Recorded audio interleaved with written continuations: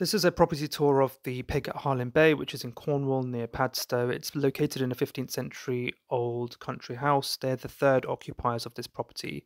What's beautiful is wherever you go within the property, the fires are always lit, the candles are always burning. This is the map room, which is kind of one of the main entrances that takes you through to the main bar area.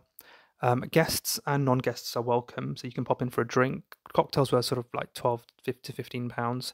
And then as you walk through, there are several drawing rooms where you can lounge. That was one of my favorite drawing rooms, actually. Like I said, candles are lit everywhere you go.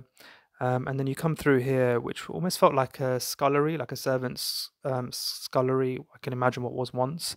And this was where main breakfast was served in the morning. They also have a separate restaurant area, but I think is also an extension to the restaurant.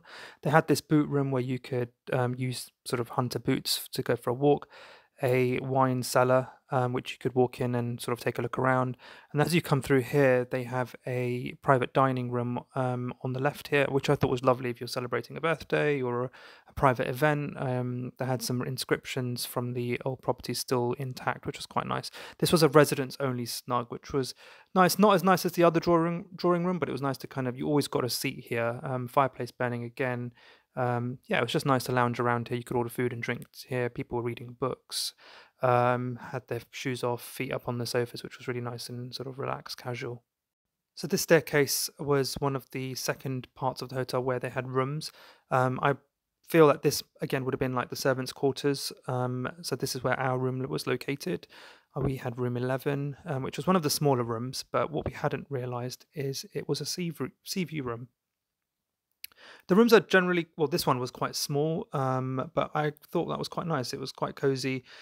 Generally, the vibe of the whole property is quite dark, so you kind of have to get on board with that. But what was nice is as soon as you walked in, the lights are on. They had a radio on the bedside table with classic FM playing, which I thought was a really nice touch. It kind of really set this kind of calm, sort of chilled vibe to the room.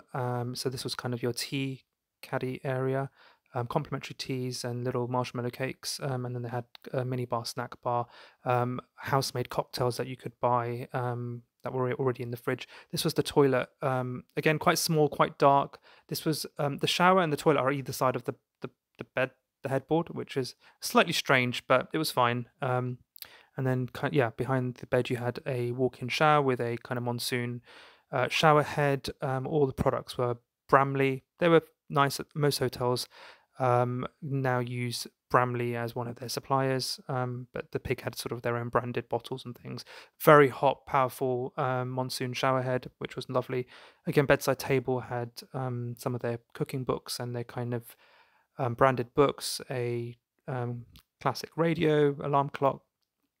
I had a really good sleep, actually, one of the best sleeps I've had in a long time. And I wasn't expecting a turn down service, but there was, and we got some sleep tea bags left on our pillowcase, a bottle of water either side of the bed, which was lovely. So this is breakfast. What I really enjoyed about breakfast is that they really kind of went the extra mile with, like, even the kind of stewed fruits and things were all seasonal and kind of made in house. It wasn't just jars of dried apricots and raisins. They had seasonal fresh smoothies and juices made every morning. We had eggs on toast with peas instead of avocado, which was interesting. So these are their kind of outhouses. These are much more expensive. I'm not sure I love these. I can understand the appeal of them.